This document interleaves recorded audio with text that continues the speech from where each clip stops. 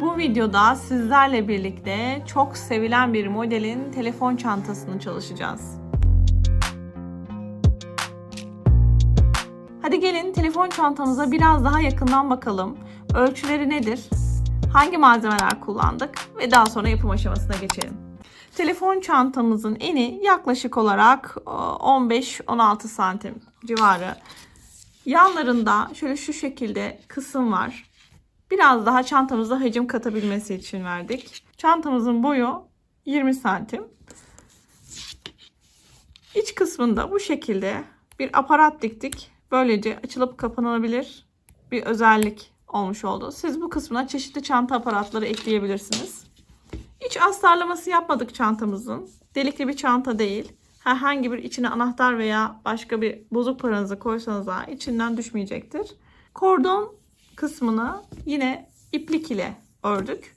Dilerseniz hazır kordonda, deri kordonlarda kullanabilirsiniz. Çantamızda bu şekilde pamuklu makrome iplik kullandık. Çantamızda tığ olarak 3,5 milim yün tığı kullandım.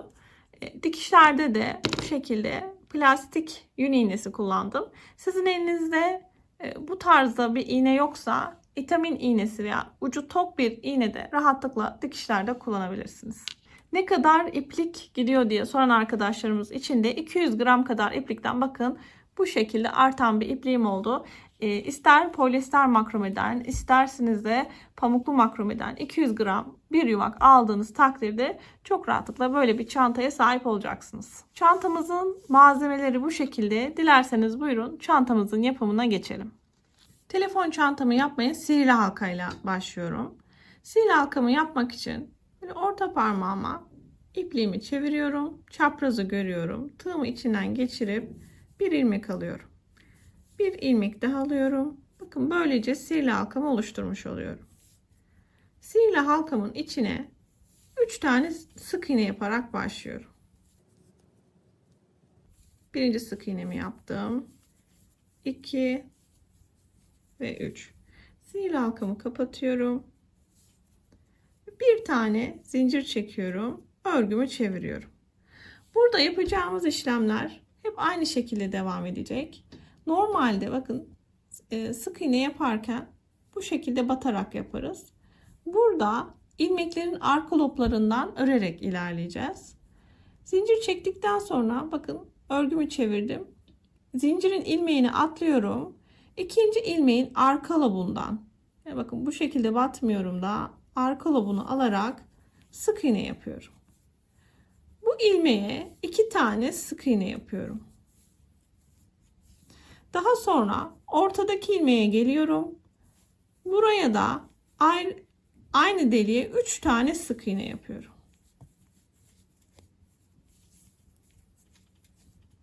Son ilmeğime geldim. Son ilmeğime de yine arka lobundan çalışarak 2 adet sık iğne yapıyorum. Bir tane zincir çekiyorum. Örgümü yine çeviriyorum. Burada yine zincirdeki ilmeğimi atlayıp ikinci ilmeğim arka lobuna 2 tane sık iğne yapıyorum. Yanındaki ilmeğe bir tane sık iğne. Yanındaki ilmeğe bir sık iğne. Bakın tam orta noktaya geldiğimiz zaman tam orta noktada 3 tane sık iğne yapıyoruz. 1 2 ve 3. Devam ediyorum. Yanındaki ilmeğin arka lobundan bir sık iğne. Diğer yanındaki ilmeğe yine bir sık iğne ve en sonki ilmeğe de başta yaptığımız gibi 2 adet sık iğne yapıyoruz. Hafiften oluştu bile şeklimiz. Üçgen bir görüntü oluştu bakın. Bir tane zincir çekiyorum. Örgümü çeviriyorum. Zincirdeki ilmeğimi atlayıp örgümdeki ikinci ilmeğin arka lobuna sık iğne yaparak başlıyorum. Yine başta 2 adet sık iğne yapıyorum. Ortaya gelene kadar arka loblardan sık iğne yaparak devam ediyorum. Ayrı ayrı her ilmeğe bir sık iğne gelecek şekilde ta ki orta noktaya gelene kadar. Bakın 3 oldu.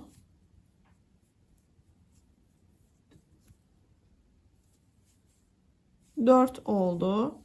Şimdi orta noktadaki sık iğneye geldim. Buraya ne yapıyoruz? 3 tane aynı ilmeğe sık iğne yapıyorum. Yine arka loblardan örerek.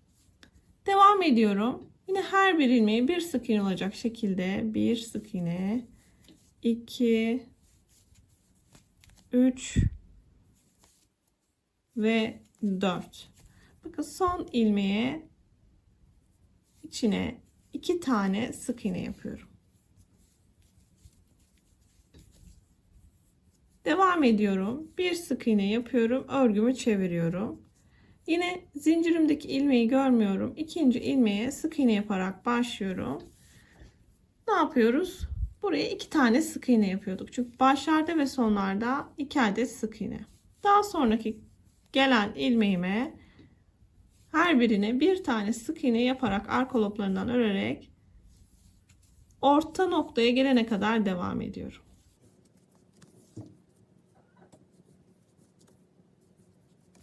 Tam orta noktamıza geldiğimizde yine arka lobundan örüyoruz. 3 tane sık iğne yapıyorum. Aynı ilmeğin içine.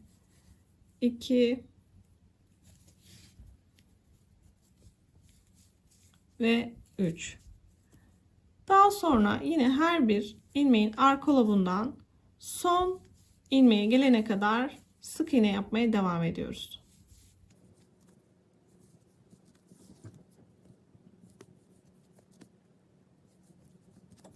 Bak, son ilmeğe geldim. Arka lobundan alıyorum. Son ilmeğimize de ne yapıyorduk? 2 tane sık iğne yapıyoruz.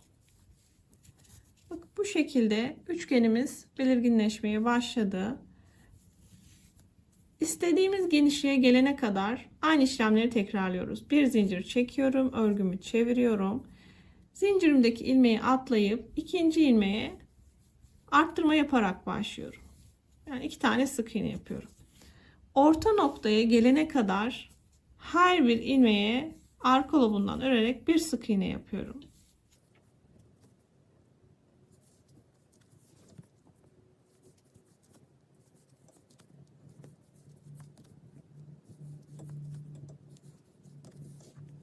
Tam orta noktamızda aynı ilmeğe 3 tane sık iğne yapıyoruz.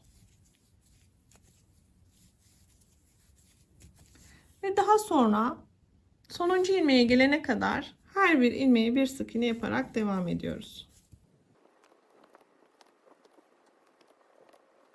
Son ilmeğe geldim. Buraya da 2 tane aynı ilmeğe 2 tane sık iğne yapıyoruz. Yine bir tane zincir çekip örgümüzü çeviriyoruz. Aynı işlemlerimizi tekrarlıyoruz. Çantamız istediğimiz genişliğe gelene kadar bu şekilde örmeye devam edeceğiz. Telefon çantamda en olarak istediğim ölçüye gelene kadar işlemlerime devam ettim. Gelin birlikte bakalım kaç santim olmuş. Benim genişliğim şu anda ortalama olarak 17 santim. Bu genişlik benim için yeterli olacak.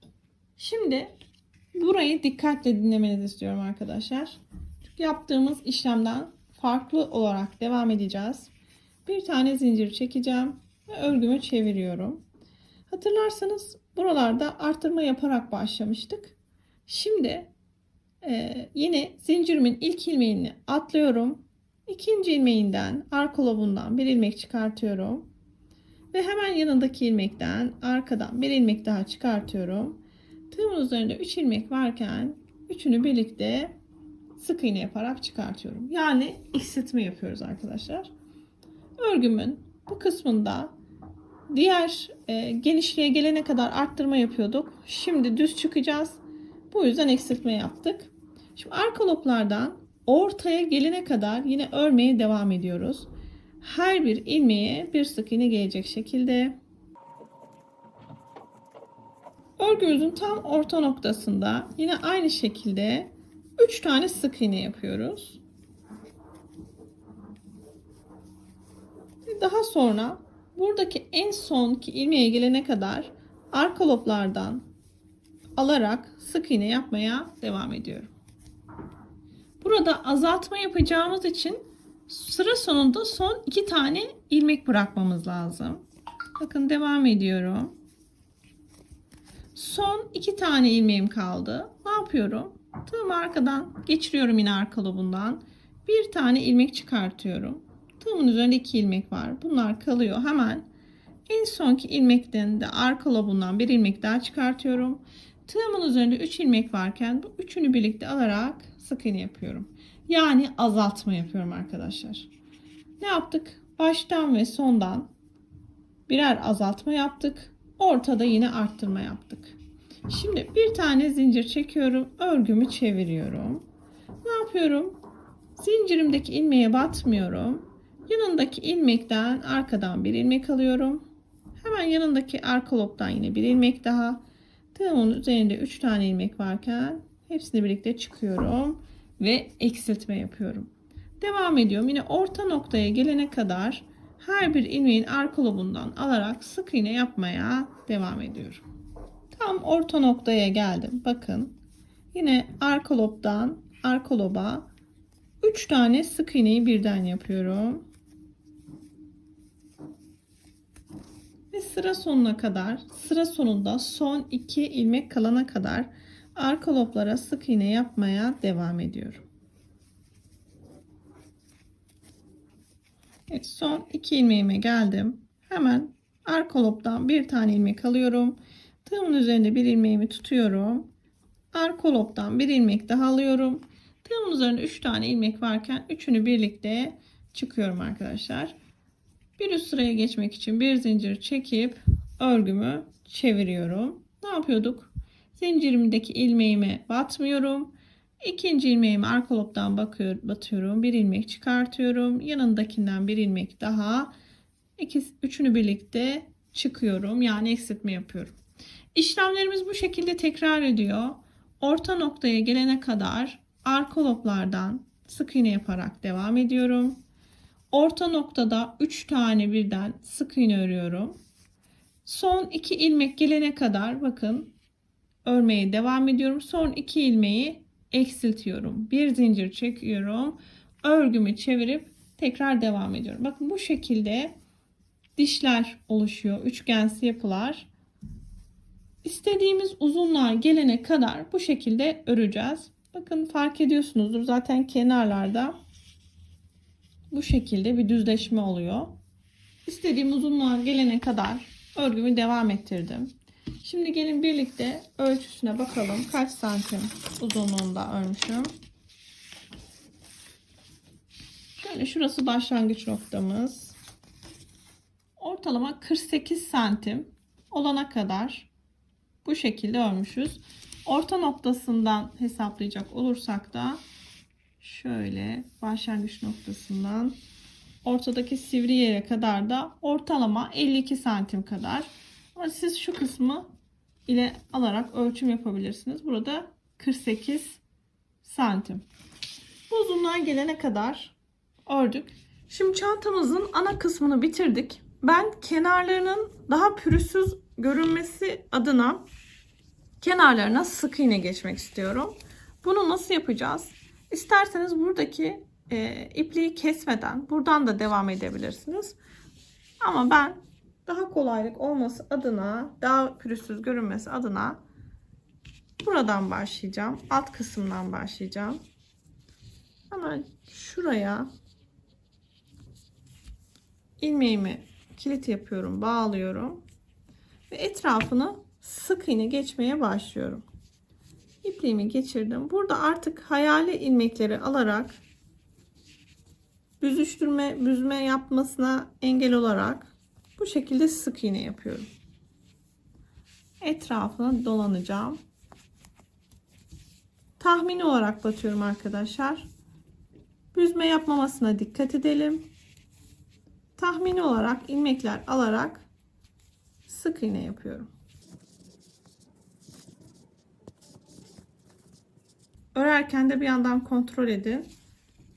Çünkü büzme yaparsa çantamızın görünüşü güzel görünmeyebilir. Bu şekilde tahmini olarak ilmekler bakıyorum ve batıyorum. Şuradaki noktaya gelene kadar devam edelim. köşelere nasıl gideceğiz onu göstereceğim. Evet, bakın köşeye geldim. Köşeyi güzel olması için bakın buraya bir tane sık iğne yapmam yetersiz olacak. Tam köşeye 3 sık iğne birden yapıyorum ki köşe görüntüsünün oluşabilmesi adına ve örgümün güzel gözükmesi adına. Şimdi yan tarafa geçmiş oluyorum. Aynı şekilde buradan da hayali ilmekler alarak belirleyerek kenarlara sık iğne yapmaya devam ediyorum. Aynı işlem burada da geçerli. Büzme yapmasını kontrol ederek ilerliyoruz. Evet, kenar noktamıza geldik. Burayı çok iyi dinlemenizi istiyorum arkadaşlar. Burada farklı bir işlem yapacağız. Bakın normalde her iki lobu birlikte alıp normal bir sık iğne yaparken bu kısımda arka lobdan örerek devam edeceğiz. Hatırlayın ne yapıyorduk? Burada bir tane zincir çekiyorduk ve ilk iki ilmeği eksiltme yaparak bir alarak örüyorduk. Yine aynı işlemi burada yapacağız. Hemen arka lobdan batıyorum. Bakın dikkat arkadaşlar. Sadece arka lobdan alıyorum. Bir ilmek çıkartıyorum. Hemen yanındaki ilmeğin arka lobundan bir ilmek daha çıkartıyorum. Ve ne yapıyorum? İkisini birlikte örüyorum. Ve aynı şekilde orta noktaya gelene kadar arka loblardan alarak örmeye devam ediyorum. Bakın tam orta noktaya geldim yine. Arka lobundan alarak buraya 3 tane sık iğne yapıyorum. 1, 2 ve 3. Aynı şekilde şu köşede 2 tane ilmek kalana kadar arka loblardan örmeye devam edeceğim.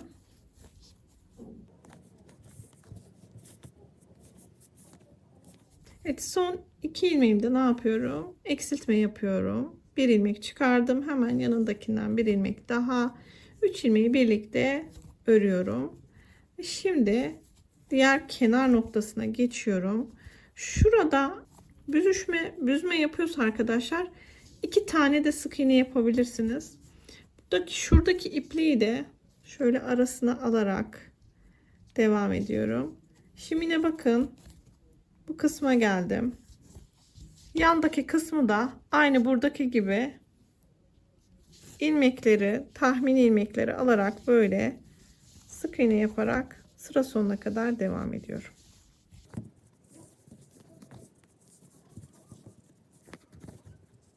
Evet, sıra sonuna doğru yaklaştım. Yine aynı şekilde bakın ilmekleri sık iğne yaparak devam ediyorum. En sonki bölüme geldiğim zaman şöyle ilmek kaydırma yaparak bırakacağım. Ama şuraya dikkat edelim arkadaşlar. Şuraya bir tane daha sık iğne yapmam gerekiyor. Köşe birleşimi. 2 burada, bir de burada 3 diyebiliriz. İlmek kaydırma yapıyorum. İpliğimi kesebilirim burada. Bakın kenarlarına da sık iğne ile dönerek pürüzsüz bir görüntü sağlamış olduk. Kenardaki parçalarımız için zincir çekerek başlıyorum. Bir tane kilidimi yapıyorum. Hemen üzerine 7 tane zincir çekiyorum. 2, 3, 4, 5, 6 ve 7. İlk ilmeğimi atlayıp ikinci ilmekten itibaren her bir ilmeğe bir sık iğne yapıyorum. Toplamda 6 tane sık iğne elde ediyorum.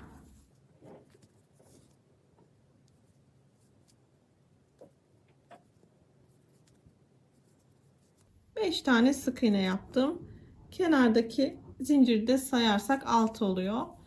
Bir tane zincir çekiyorum, örgümü çeviriyorum. Yine aynı şekilde bakın 2 ilmek atlayıp 3. ilmeğe sık iğne yapmaya başlıyorum. Her bir ilmeği bir sık iğne yaparak devam ediyorum. Bakın burada şuradaki bölüme de tekrardan batıyorum. Şu şekilde dibine bir sık iğne de buraya yapıyorum. Toplamda 6 sık iğne olması lazım. 2, 4, 6. Baştaki zinciri burada saymıyorum. Bir zincir çekiyorum. Bakın 2 ilmek atlayıp 3. ilmeğe batıyorum. 1, 2, 3, 4, 5 Ve buradaki ilmeğe bakın, buradan tepesinden bir sık iğne yapıyorum. Bu şekilde çalıştığımız zaman kenarlar pürüzsüz oluyor. Dik bir şekilde çıkıyor. Sanki kenarları geçirmiş gibi. Bir zincir çekiyorum. Bakın.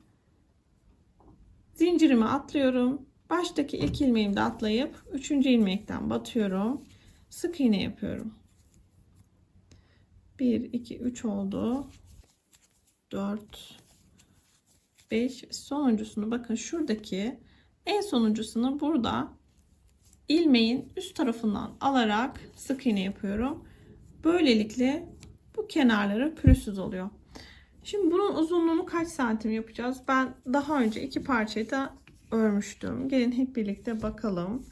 Bu şekilde iki parça örmenizi isteyeceğim.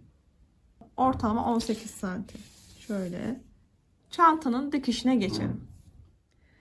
Dikişe birleştirme işlemlerini isterseniz bu şekilde plastik iğnelerle, isterseniz de böyle ucu tok, vitamin iğnesi dediğimiz iğnelerle sağlayabilirsiniz. Biraz daha kolay dikiş sağladığı için ben plastik iğneleri tercih edeceğim.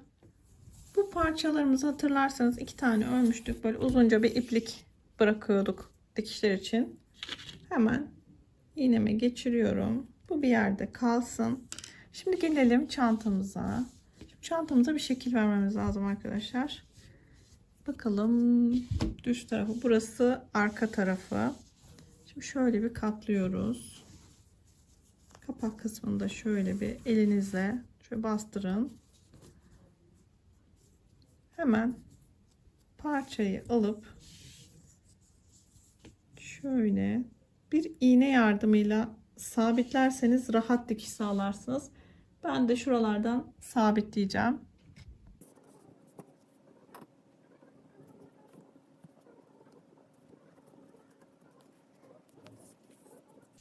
Bu şekilde kaba taslak olarak bir yerlerini belirledim.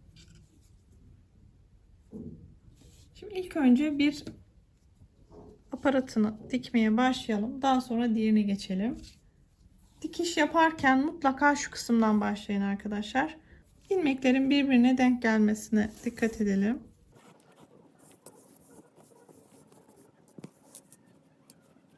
İlk önce şu kısmı bir sabitlememiz gerekiyor. Bir tane ön kısımdan alıp diğer arka kısımdaki bakın parçayı alıp buradan iğnemi geçiriyorum. Arka kısımdan öne batarken de şu şekilde önce arkalı örgü parçasını alıp daha sonra öndeki örgü parçasını alıp bu şekilde buradan batıp geçiriyorum. Şimdi ne yapıyorum? Öndeki parçamdan bir ilerideki ilmekten batıyorum. En yakın. Daha sonra arkadan alıyorum. Bu şekilde uç kısımdaki ilmekleri alarak dikiş işlemini devam ettiriyorum. Bir önden arkaya ve bir arkadan öne doğru. Şu kısma gelene kadar devam ediyoruz. Dikiş işlemini yaparken bir yandan da mutlaka kontrolünüzü sağlayın. Herhangi bir sıkıntı var mı? Herhangi bir büzme veya atladığınız ilmekler var mı diye bakın. Burada göz kararı ilmekleri konumunu alıyoruz. Önemli olan birbirine denk gelmesi. Şimdi bu kısmı diktik. Hemen kenar kısmından devam edeceğiz. Şu şekilde şu ipliğimizi de içeri alalım. Örgüyü kenardan tutuyoruz. Ve aynı işlemleri buradan devam ettiriyoruz. Yine aynı şekilde bir önden bir arkadan alarak parçaları dikiyoruz. Bu kısmın dikişini bakın, bu parçanın dikişini tamamıyla bitirdim. Şimdi aynı dikiş işlemini diğer bölüm için de uygulayacağım. Yine teknik aynı arkadaşlar. Bu kısımdan başlıyoruz. Dikkat edelim. Bu kısımdan başlayıp burayı dikiyoruz. Daha sonra alt kısmı ve en sonda şu kısmı dikip örgümüzün parçalarını tamamıyla birleştiriyoruz. çantamızın buradaki ana parçalarını birleştirmiş oluyoruz. Hemen buradaki dikişi bitireyim. Siz de bitirin. Daha sonra devam edelim. Şimdi çantamızın kulpunu birlikte örmeye başlayacağız. Öncelikle bir miktar iplik bırakıyoruz burada. Çünkü çantamızın kulplarını her iki tarafından dikeceğimiz için ekstradan ipliğe gerek duymadan kendi ipliğiyle dikelim diye. Şimdi burada ilk önce bir tane kilit yapıyorum. Zincir çekmeye başlayacağım. Kilidimi yaptıktan sonra 2 tane zincir çekiyorum. Şimdi örgümün, zincirimin bakın şöyle arka kısımlarında olan şu ilmekler var. Bir bu şekilde normal ilmekleri, bir de arka kısımda şöyle ilmekleri var. Burada ilk ilmeğimi atlayıp ikinci ilmeğimdeki bu arka kısımdaki ilmeği alıyorum. Sık iğne yapıyorum. Daha sonra örgümü çeviriyorum. Burada yine bakın şuradaki kısım örgümün şurada kalan kısmını alacağım. Diş olarak gözüken alıyorum. Sık iğne yaparak örgümü çeviriyorum. Şimdi daha da belirginleşiyor. Bakın burada şurada görünen 2 tane ilmek var. Bunu alıyorum. Bu şekilde sık iğne yapıyorum. Çeviriyorum. Yine burada 2 tane görünen ilmeğimi alıyorum. Sık iğne yapıyorum. Bakın hafiften oluşmaya başladı. Bu ilk kısım biraz belki sizi zorlayacaktır. Ama daha sonra devam edebileceksiniz rahatlıkla. Bakın örgümü çeviriyorum. Şurada görünen 2 ilmeğimi birden sık iğne yaparak örüyorum. Çeviriyorum. Yine bakın burada görünen 2 ilmeğimi alıyorum. Sık iğne yapıyorum. Bu şekilde istediğiniz uzunluğa gelene kadar kordonunuzu örmeye devam ediyoruz. Benim kordonum yaklaşık 120 santim. Çantamızın kulp kısmını da kenarlardan dikişini sağlıyoruz. Bakın hemen diğer kulpunu dikmiştim. Bundan da ufak bir kesit göstereyim size. Kenarlardaki yaptığımız işlemle kısmen aynı. Bir önden alıp çıkıyoruz. Şöyle. Bir arkadan. Ben biraz diktim. Şimdi sağlamlaştırıyorum. Bu şekilde kulp kısmında içten kenarlara dikişini sağlıyoruz. Çantamızın kordonunu da diktik. Diğer tüm parçalarında dikiş tamamlandı. Şimdi buradaki kapak kısmına bu şekilde çantanın çıt çıt kısmını dikeceğim. Bakın burada görüyorsunuz zaten aparatta delikler var. Benzer renkte bir iplikle faydalanarak buradaki çıkıntılı kısmı ön kapak kısmına, bunu da şuradaki kısma dikerek işlemimizi tamamlıyoruz. Gayet şık, güzel bir çanta oldu. Dilerseniz bu şekilde renk renk çantalar örerek sevdiklerinize hediye edebilirsiniz. Dilerseniz de satışını gerçekleştirebilirsiniz. Bu tarz tarif videolarını kaçırmamak için kanalımıza ücretsiz abone olmayı unutmayın. Bir başka tarif videosunda görüşmek üzere. Herkese keyifli çalışmalar diliyorum. Hoşça kalın.